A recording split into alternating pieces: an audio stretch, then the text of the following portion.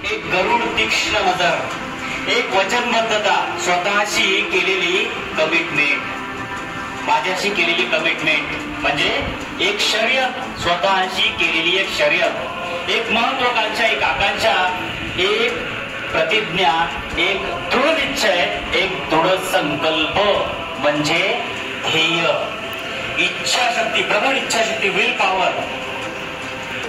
तर ही ध्येय का ठरवायची असतात? आपल्या ध्येयाचा जो शंखनाद आहे तो श्रीकृष्णाच्या पांचजन्य शंखासारखा विजयी घोषणा करणारा असावा. गणित चांगला आहे, कॉमर्स पण घेऊ शकता, फायनान्स मध्ये नोकरी करायची आहे, काय सीईटी करायची, एमपीएससी यूपीएससी क्रॅक करायची आहे, काय ध्येय असतात? खाजगी नोकरी करायची आहे की गव्हर्नमेंट जॉब करायचा आहे? मग खाजगी नोकरीमध्ये कुठल्या लेवलला जायचंय? IIT मध्ये कुठले कॉलेजेस आहेत? मग NIT कुठले कॉलेजेस आहेत? NEET झाल्यानंतर मेडिकल कॉलेजेस कुठले आहेत? बरोबर. तर सुखी आनंदी जीवन आणि भरपूर पैसा, चांगलं समाजामध्ये चांगली प्रतिष्ठा, एक उच्च स्तराचं एक नाव आणि चांगले नातेवाईक, निरोगी आयुष्य, सुखी आनंदी जीवन, या व्यतिरिक्त दुसरं म्हणजे की बंगला, गाडी, भरपूर पैसा, या व्यतिरिक्त काही आहे का? काही आहे या व्यतिरिक्त? हो की नाही? येस. मग त्यासाठी आपल्याला ठरवायचं आहे की मला माझा आदर्श कोण. जर मला IT मध्ये जायचं आहे तर डॉक्टर APJ अब्दुल कलाम, नारायण कृष्णमूर्ती. कोण माझा आदर्श कोण? छत्रपती शिवाजी महाराज, व्यवस्थापन, मॅनेजमेंट, त्यांच्याकडून सर्व मॅनेजमेंटचा अभ्यास छत्रपती शिवाजी महाराजांचा आहे, दुसरा नाहीये. त्यांनी कसं रणनीती आखली, कुठले आराखडे, कुठलं प्लॅनिंग केलं. पहिली लढाई लढण्यासाठी 7 वर्ष लागली. तेवढा वेळ नाहीये तुमच्याकडे, 1 वर्ष. आणि जी एक्झाम असते, आता आपण पुढे जाणार जाऊ, त्यासाठी आपल्याला समजून घ्यायचे की कुठले मुद्दे आयुष्याचे आवश्यक असतात. त्यामध्ये जसं आपण ठरवतो, आपण स्वतःला प्रश्न विचारले पाहिजे की मला चटकन राग येतो का? ओके, आला तर ते शमवण्यासाठी मला काय करायचं आहे? मग राग आला तर मी रिॲक्ट करतो की रिस्पॉन्ड करतो? तू करू शकत नाहीस, तू शक्यच नाहीये. त्या याच्यावर शक्य करण्यासाठी त्यावर काम करतो का? यस, त्यावर काम करायचं. मग त्या काचं उत्तर शोधायचं आपल्याला. का, कसं आणि कुठे, हे 3 प्रश्न असतात आयुष्याची. का? ओके. मग कसं? मग इथे. कुठे ना? डेस्टिनेशन पाहिजे ना आयुष्यामध्ये, डेस्टिनेशन हवं की नाही? मग आयुष्याचे गोल स्मार्ट असतात. ती स्मार्ट, S म्हणजे काय, M म्हणजे काय, A म्हणजे काय, R म्हणजे काय, T म्हणजे काय, फोकस म्हणजे काय, F मीन्स काय, O म्हणजे काय, C म्हणजे काय, U म्हणजे काय आणि S म्हणजे काय. ते आपण सर्व मी तुम्हाला उदाहरणाच्या साहाय्याने समजावून सांगणार आहे. ओके. आणि हे तत्व तुम्ही आयुष्यात वापरायची असतात, वापरायलाच पाहिजे. उत्तर सापडतात. तुम्ही जर प्रश्नांची उत्तरं शोधलीच नाही तर सापडणार नाही. आयुष्याचा मार्ग पण तसाच आहे, तुम्हाला शोधावा लागतो. कोणी मदत करत नाही. तुम्हाला फक्त आई वडील, शिक्षक मार्ग दाखवू शकतात. मार्गावर चालायचं की नाही चालायचं तुमचं डिसिजन आहे, तुमचा निर्णय आहे, तुम्हाला घ्यायचा असतो. आयुष्यामध्ये कोणीच कोणाचा निर्णय घेऊ शकत, स्वतःचे निर्णय स्वतः घ्यावे लागत असतात. की मला हे करायचंय, तर हे करण्यासाठी हा प्रवास आहे, या प्रवासाने मला जायचं आहे. आणि तिथं आता थांबायचं नाही. ठाण लिया तो ठाण लिया बॉस. एकदा ठरवलं ना, मग त्या ठरवल्यावर काम करायचं असतं. आपण मराठी चित्रपट आला ना, आता थांबायचं नाही, आता थांबायचं नाही, थांबायचं नाही, हारायचं नाही, हारायचं नाही. मग भक्ती करायची असते. भक्तीची शक्ती काय?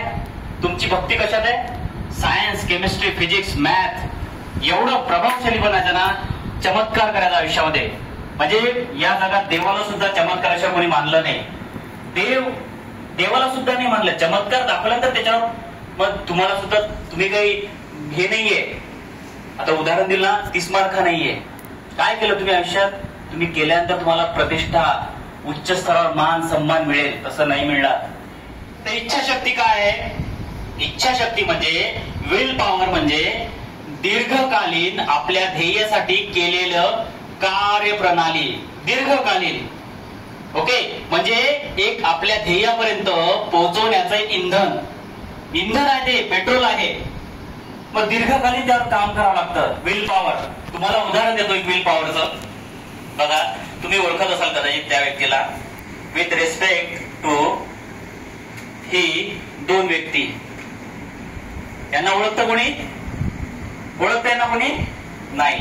हे with respect to this person, to person, हे वेडे आहे. हे सायकलीच्या दुकानावर काम करायचे. हे दोघं काय म्हणायचे की आम्ही माणसं उडू, आम्ही लोखंड उडू, आम्ही टायर उडू, आम्ही खुर्च्या उडू. लोक काय म्हणत असतील यांना?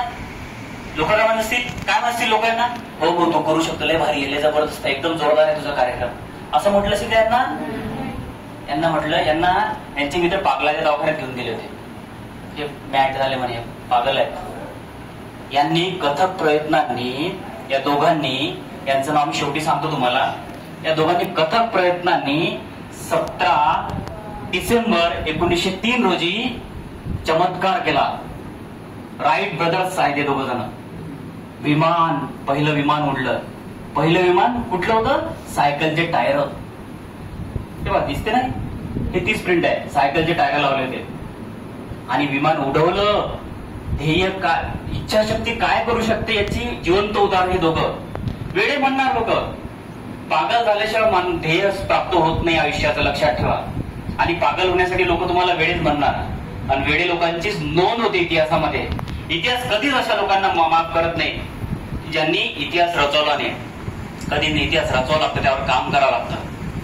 ओके, दुसरं उदाहरण देतो तुम्हाला. इच्छाशक्तीचं काय आहे? Will power.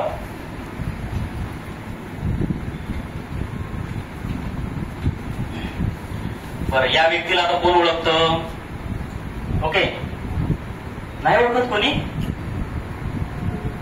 नाही ना? बरं, हा पण वेडाच होता.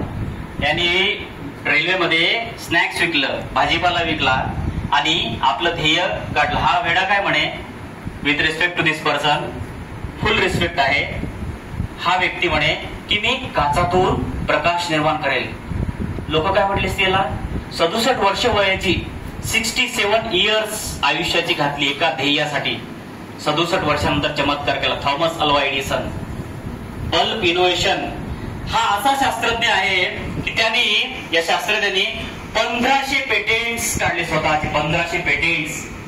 यांच्यासारखं कुठला शास्त्रज्ञ नाहीये की त्याच्या नावावर एवढी पेटेंट नोंद आहे, एवढ्या पेटेंटची नोंद आहे. Thomas Alva Edison. याच्या आईने पण काहीतरी म्हटलं असेल याला, चमत्कार केला. तुम्ही ऐकलं असेल. आईन्स्टाईन, यांच्या आईने पण म्हटलं होतं. फोकस, श्रद्धा, भक्ती, आपल्या अभ्यासाची भक्ती असल्याशिवाय मुक्ती मिळत नाही परिस्थितीमधून, संघर्षामधून. मग मुक्ती असली त्याला सक्ती पाहिजे.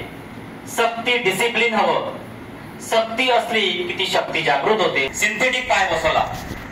मग आईने विचारला प्रश्न की प्रश्नाचं उत्तर का? बघा आता, का, कसं आणि कुठे. ओके, सिंपल उदाहरण. याचं उदाहरण काय की आता तू स्पोर्ट खेळू शकत नाही, तू काय करणार?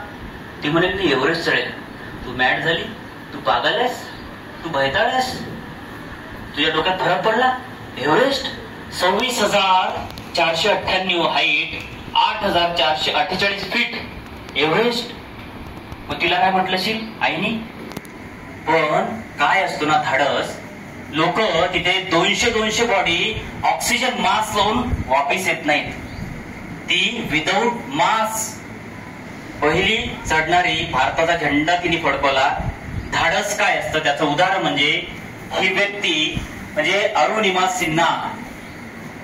थोडं संकल्प काय असतो विद्यार्थ्यांना, ही तत्व आयुष्याची फार महत्वाची असतात. तुम्हाला परत परत कोणी सांगायला येणार नाहीये आयुष्यात. कोणीच कोणाला सांगत, कोण तुमची जबाबदारी जाणून घेणार आहे? तुम्हाला ही ठरवलेली ध्येयाची प्रश्न तुम्हाला स्वतःला विचारायची आहेत. त्यावर चालायचं असतं, पूर्ण करायची असतात.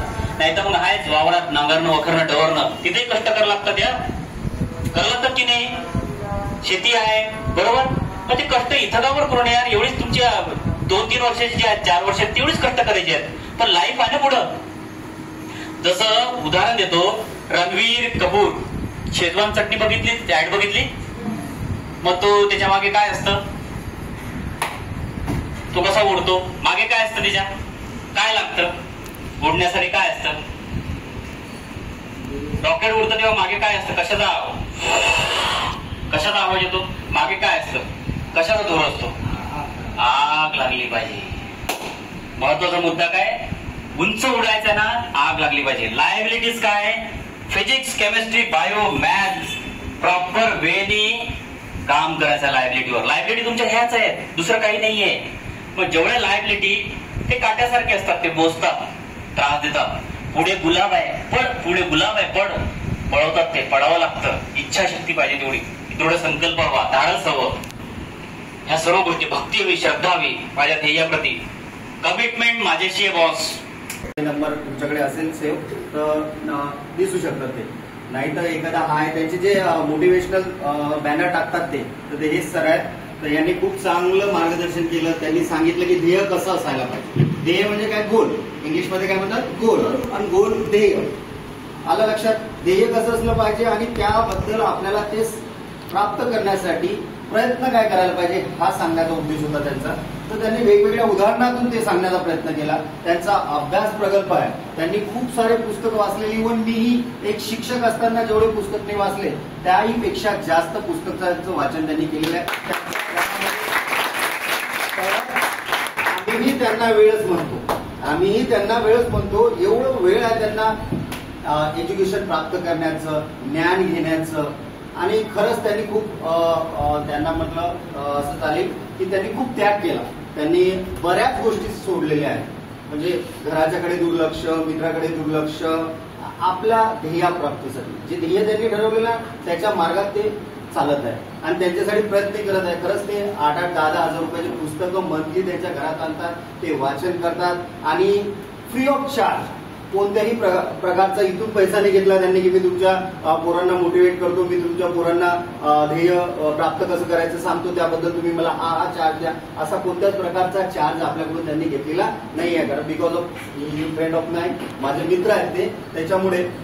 तर त्यांनी जे गायडन्स, त्यांचं स्वागत घेतो. तुमच्याही तर्फे त्यांचं स्वागत. क्लॅप.